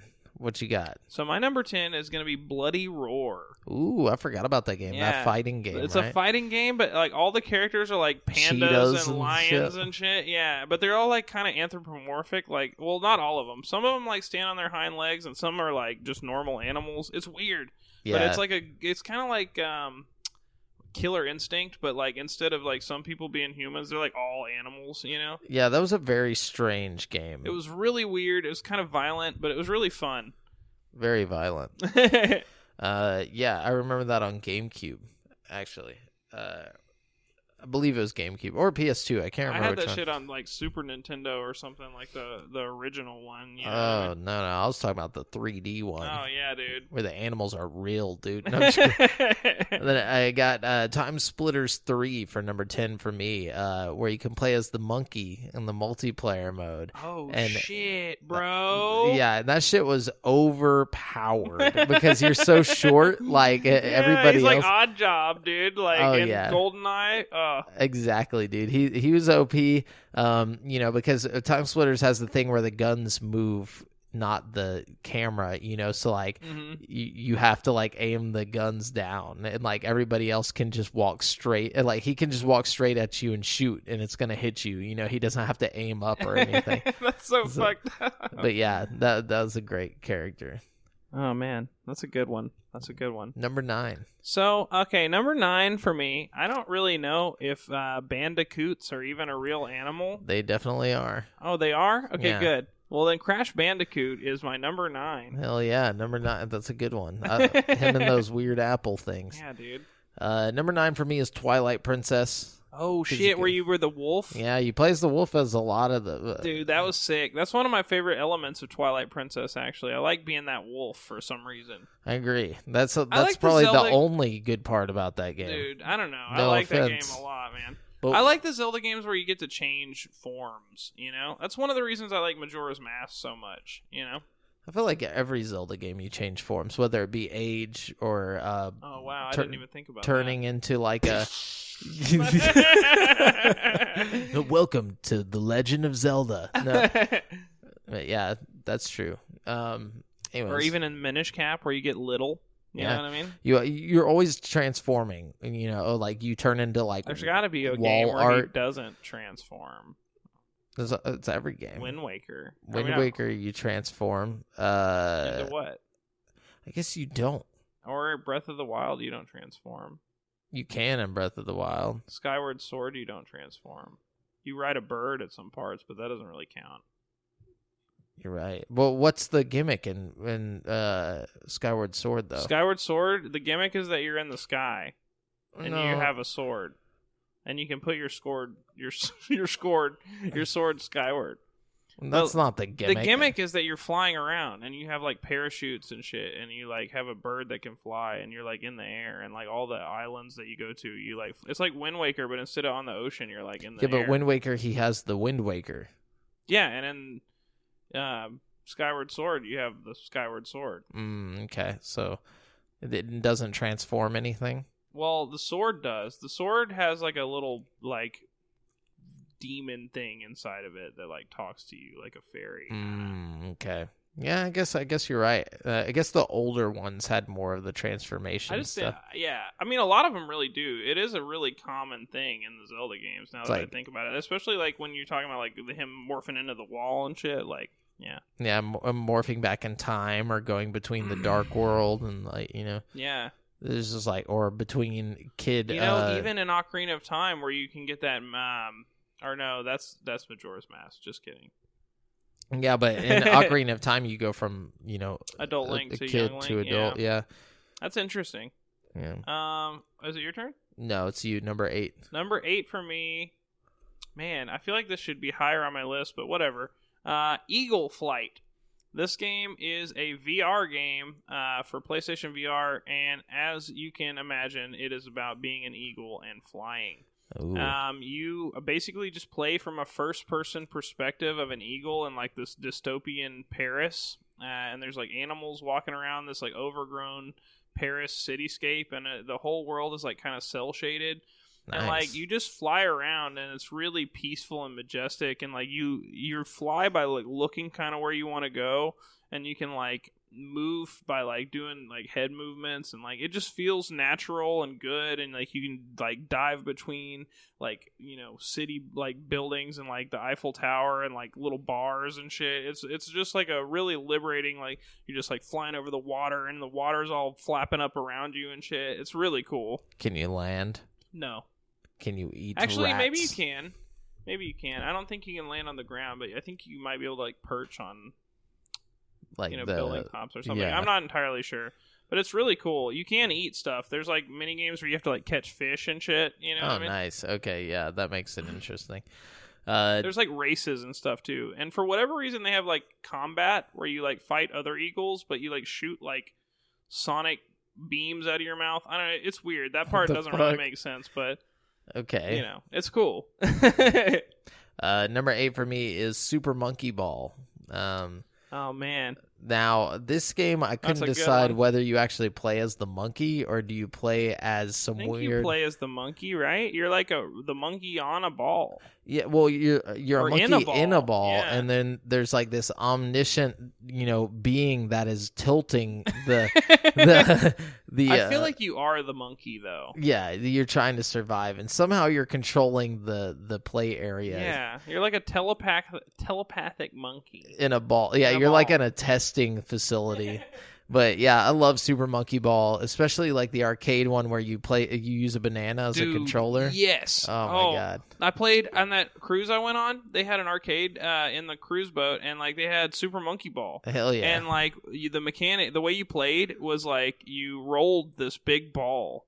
And it rolled the monkey ball like where you wanted it. It was like a weird version, but it was really fun, dude. Yeah, that is strange that you used a roller. It was like a huge roller. Wow. It was like the size of like a basketball, but it was really heavy, and you like moved it with your hands and like rolled the ball and where you want. It would like tilt the it would like roll the ball in the game. No, you didn't tilt the level. It was like it didn't have anything to do with tilting the level. All you were focused on was just like making your monkey ball go where you wanted it to with the rolly ball. I don't know. It was fun. It was really interesting, and you could win tickets and stuff too, which is kind of cool. Hell yeah, I like that.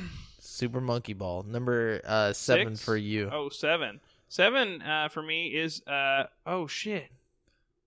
I didn't put a 7. Actually, I realize now that I was thinking of Super Monkey Ball. I wrote down Ape Escape, but Ape Escape you play as a human catching monkeys. Yeah, that's a different game. I'm thinking of Super Monkey Ball though, so I guess mine is also Super Monkey Ball for number 7. So gotcha. There you go. Okay.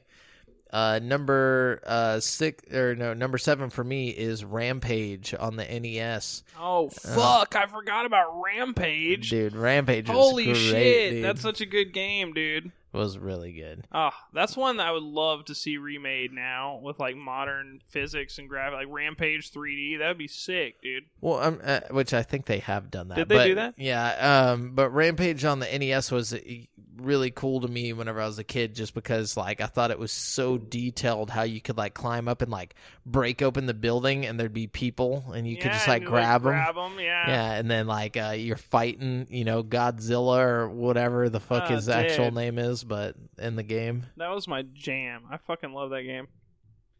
Okay, so number 6 for me is a very weird game called Tokyo Jungle.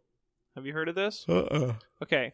Very strange game. It's on PlayStation Now. If you're ever, well, I guess you don't have place. But if you're listening to this and you want to play this game, go on PlayStation Now. It's there. But this game is like a PS3 game where you have like you play as animals, okay? And it's a lot like what I was talking about earlier with the dystopia or whatever. But it's like a survival game, and you're playing this like overrun version of Japan where all the humans are already dead and there's just animals everywhere. And like you, at the beginning of the game, you pick an animal, like, and you can like unlock other animals as you play, you know. So like you start as like a house cat or a tiger or a horse, like you can be like almost any fucking animal. And like you go around this post-apocalyptic Tokyo and you like kill other animals and fight other animals and like try to survive. It's really weird and interesting and fun. It's actually fun. Yeah, it's fun. The graphics are terrible. The actual, like, if you're just looking at the game, you'd be like, oh, that game looks stupid. But, like, it's one of those games that once you get into it for a little bit, you're like, oh, this is tight. It gets its claws in you. No, you start like, exploring different places and, like, you know, trying to figure out how to, like, survive and what animals can do what the best way. Like, some animals are really fast but weak, and some are strong and slow, and some are just, you know, generally good. So you start to learn, like, what animals you need to attack to survive, like, to eat, and, like, what animals you need to avoid to, like, not get eaten, you know what I mean? And, like, I don't know. Sound like David Attenborough if he was just summarizing, like, animals. It's like, some are fast. It pretty much some is. are slow.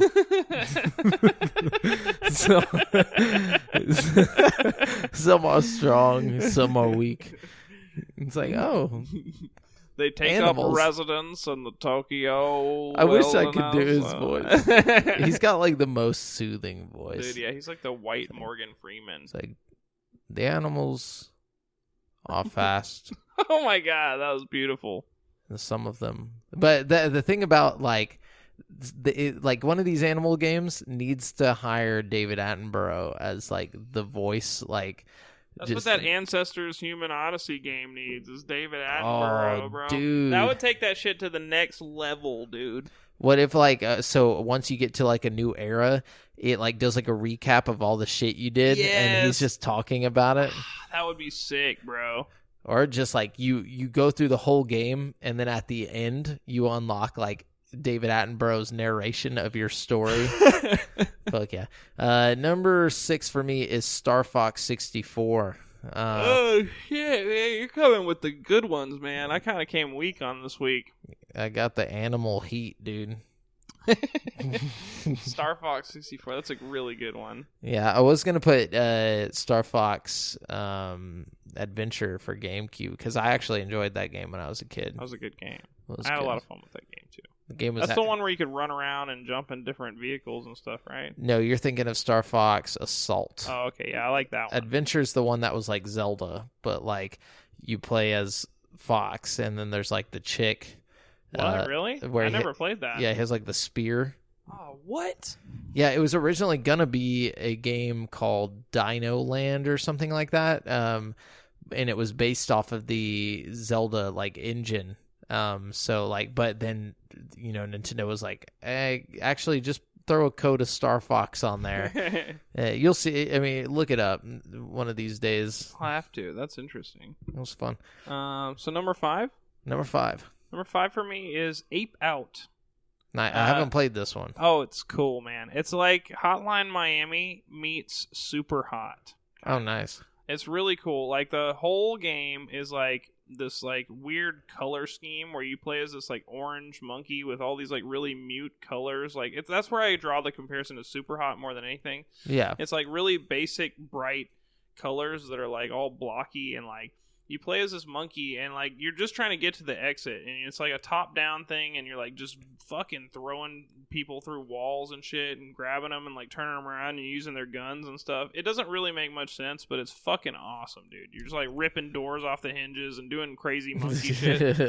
It's on Switch too. It's only like a 2-button kind of game, so it's like basic but hard. Not hard, but like challenging. Yeah, because you have to like make it through the little levels. Oh, and it's coming on Game Pass like soon. So like, oh yeah, true. That's really exciting. That's already out. It's not coming soon. Oh, it's out? Yeah. Are you sure? I was just looking at it Game Pass earlier and I couldn't find it. I could be wrong. I know DMC 5 is already on there, so I figured it was on there. If it's not out now, it'll be out in the next like few days for sure. For sure.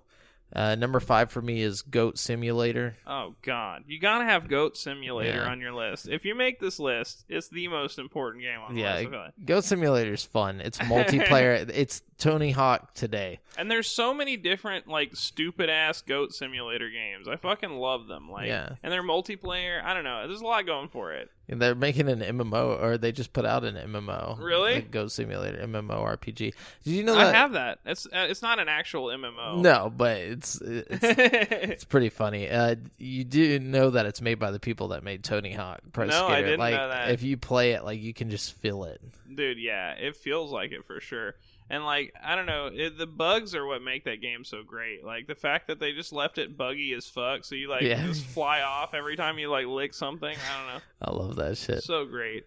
What you got for number 4? Number 4 for me is Octodad, Dadliest Catch. Ooh, that's a good one. Yeah. You play as an octopus. Yeah, but also a dad. More importantly. Yeah, number 4 for me is Godzilla Destroy All Monsters on the GameCube. That's a good one. That one was fun. That's kind of like that That's like kind of what I wanted from that Rampage, like I was talking about. It is that.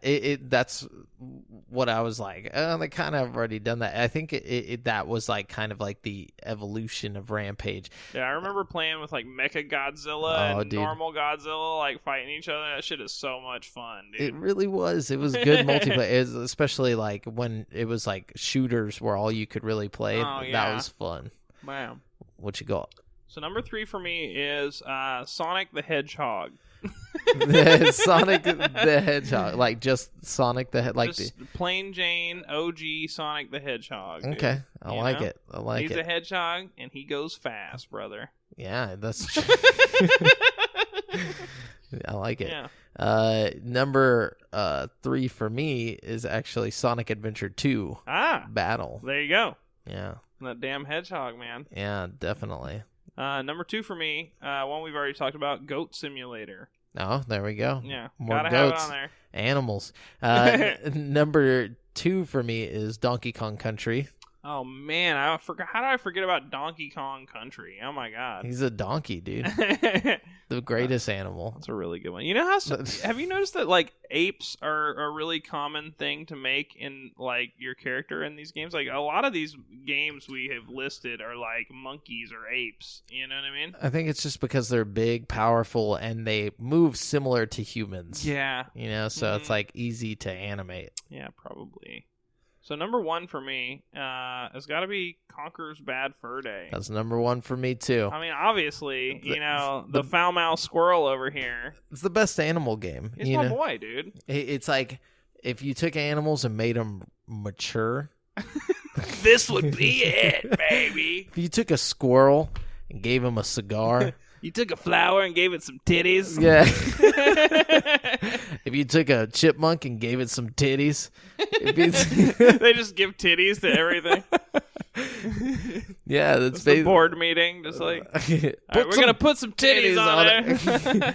There's not enough titties on this fucking walrus over here.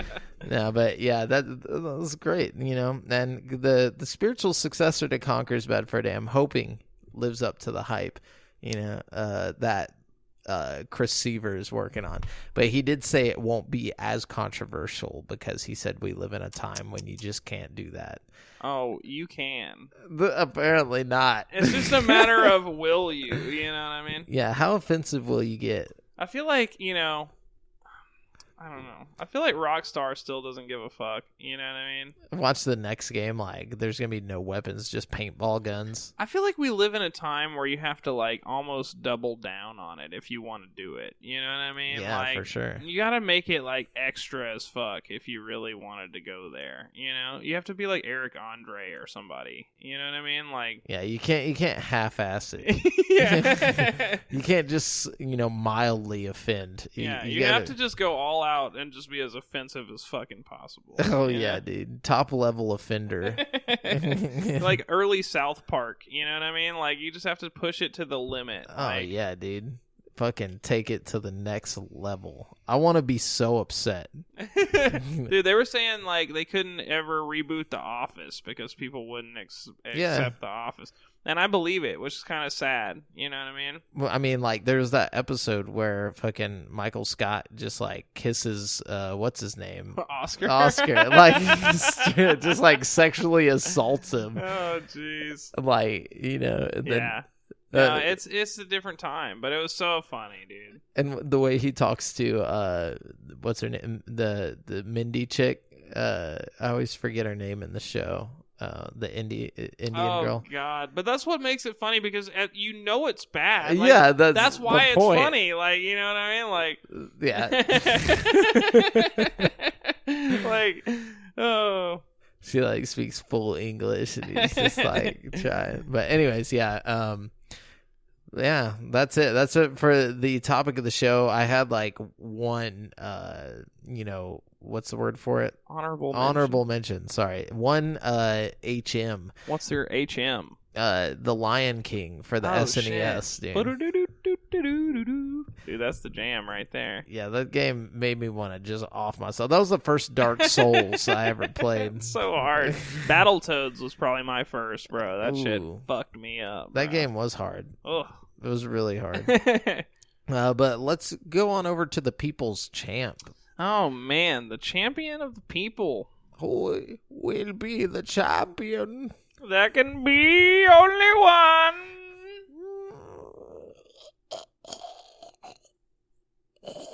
If I can find them.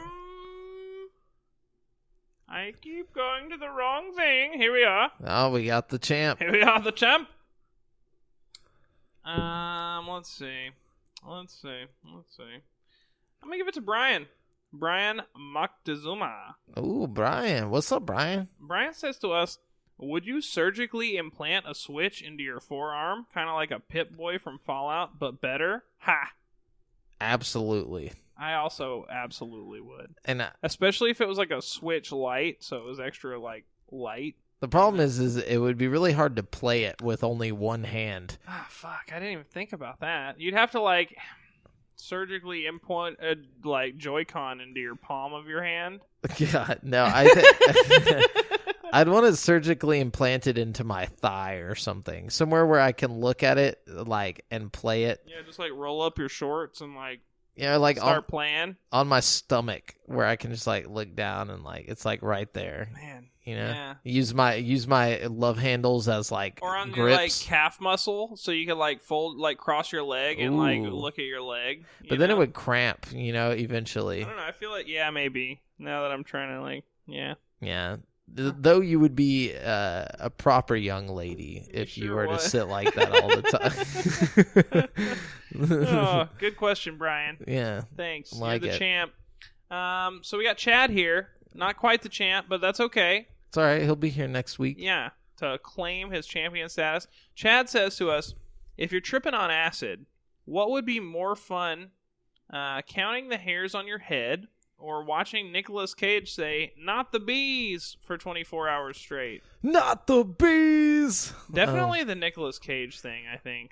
Yeah, I think it just really depends on what kind of trip you're on. Yeah. There's the one where you do want to sit there and count every hair on your head because they're moving and it's never going to happen. Yeah. But then the Nicolas Cage thing might just like freak me out. Like just the problem with the Nicolas Cage thing is like, 24 hours straight, your acid would wear off after like 7 or 8 hours. Well, and then you'd just be like, they just keep giving you acid. Oh, well, see, that also doesn't sound very appealing. But it ends automatically at 24 hours. I don't want 24 whole hours of acid. You might not come back from that. That's what I'm saying. The Nicolas Cage thing is one thing, but I feel like especially if you start coming down off the acid, you just be like, not the bees. You'd be like, oh my God, Nicholas, can you go somewhere?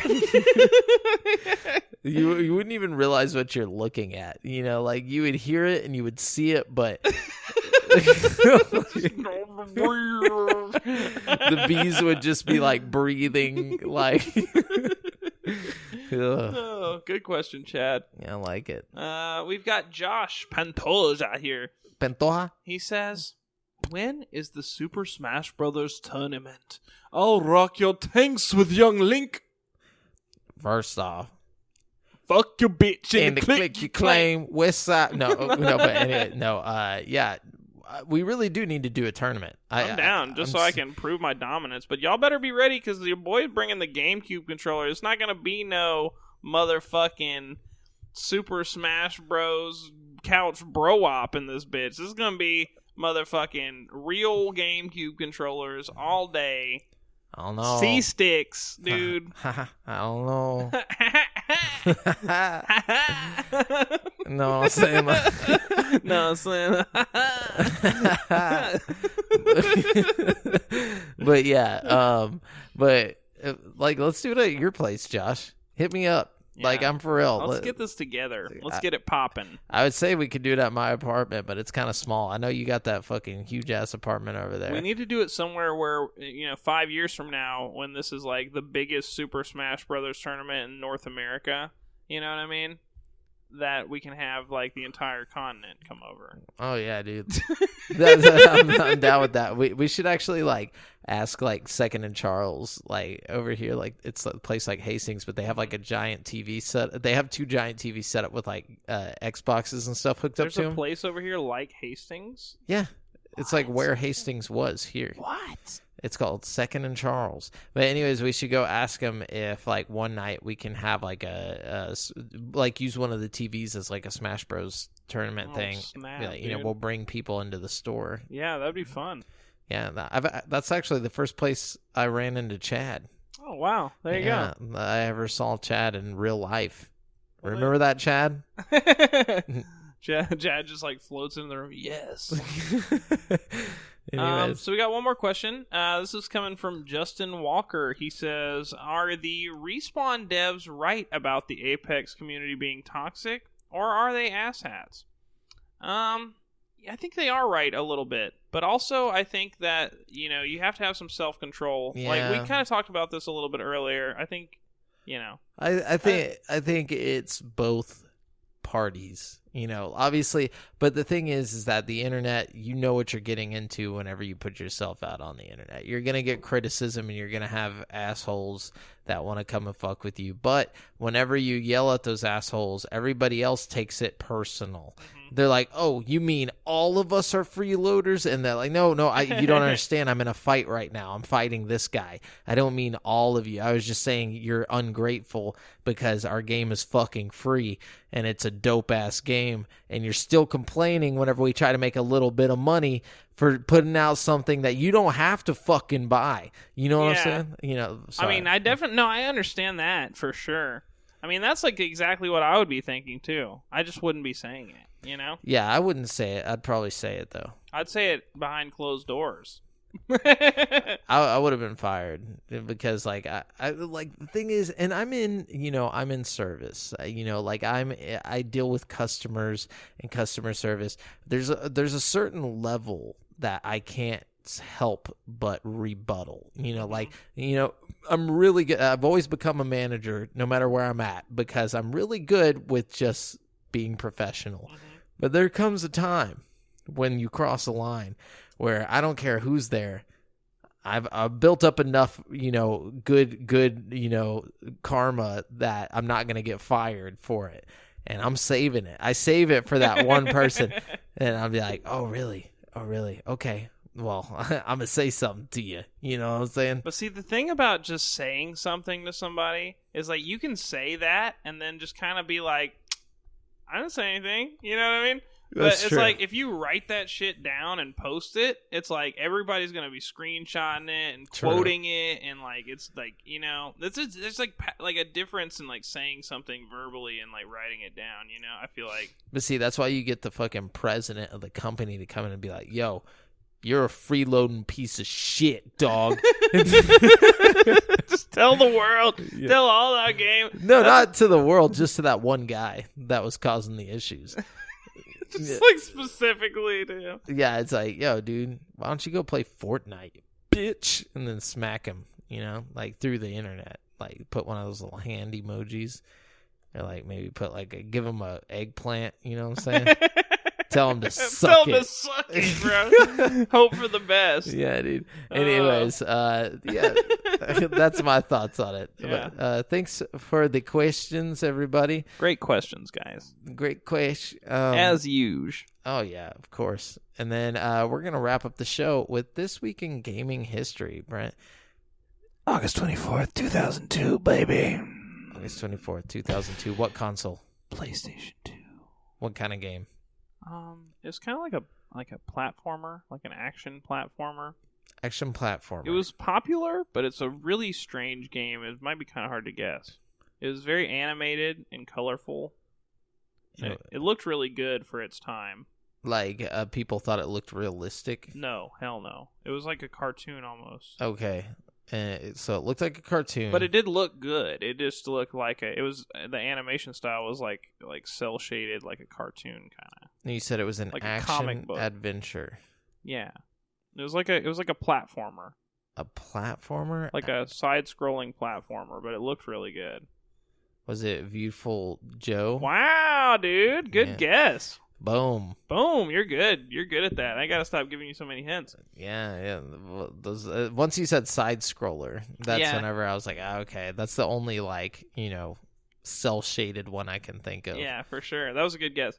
August 20th, 2013. We got 2 games that came out. They came to all consoles, but the popular ones in 2013, like the 360 and PS3 or whatever. Wait, so these are 2 separate games? 2 separate games. 2013. But they came out on the same day, August 20th. And did they come both to the same consoles? Yes, they both came to all major consoles. So starting with the first game, okay, what kind of game is it? So this one's kind of like a GTA clone. And it came out in 2013? Mm-hmm. Saints Row? Yeah, but which one? 2. No. 3? No. Is it the first one? It's the 4th one. Oh, in 2013, I guess that makes sense. I can't believe it was that long ago. I know, right? I can't believe they haven't made Saints Row 5. I guess they I feel like it's not a dead property. Like, they could do something with it. At this point, I think they saw that GTA 5 and shit was coming. They just kind of chilled out. Right. It would be smart to wait until there's like a lull, I guess. Yeah. Okay. The other one, what kind of game is it? It is an action game, a stealth action game. It came out in 2013. Yeah, earlier games in the series were a little more stealthy than this. It's interesting, actually. This is it's still stealthy, but it's like a little bit of a departure from the other games in the series. The problem is I feel like you're talking about Splinter Cell, but Blacklist came out in 2011. So except for not, because Splinter Cell Blacklist came out on August 20th, 2013. Are you sure? Mm-hmm. You might be thinking of Conviction. That's what I'm thinking of. Mm-hmm. Though, I got that right. I just didn't know. Yeah, you did get it right. That's like your first guess. Man, you're on it tonight, dude. You got all of them. I'm like a fucking psychic, dude. I was ESPN in your brain, dude. You really were. ESPN Plus in my brain, bro. Dude, I'm about to bundle the package. I have no idea what that means. I don't either, but I'm digging it. But remember, guys, you've been listening to GameSpeak Podcast, courtesy of CreateForSanity.com. The show posts for free every Wednesday on all podcast directories. Be sure to submit any questions you want read on the show to the GameSpeak Podcast Facebook group, which is facebook.com/group/GameSpeak Podcast. Check out our video content on YouTube. Obviously, this episode won't be up there, but we will have a Couch Pro Op this weekend for you on Saturday. And all you have to do is search for us at Create for Sanity. It's all one word. By the way, we only need 8 more subscribers till we can change our name. 8. So close. Yeah, so we keep getting like 1 or 2 a week, so please help us. Smash that subscribe button. Fucking thwomp that thing. Fucking dunk it, yeah, bro. Dude. Slop it. Twist it. But whatever you do, don't pull it. That's how you leave. It, check out our video. Wait, we've already talked about that. And if you want to stay up to date with your boys, you can find me on Twitter at the handle JAMAL and Brent at Brent Has One. That's the number 1. And check out the GameSpeak Podcast Instagram. We got posts going up on there. We're picking back up on that now that Brent's back from the ocean and shit. Until next time, listeners. Later. Goodbye, everyone.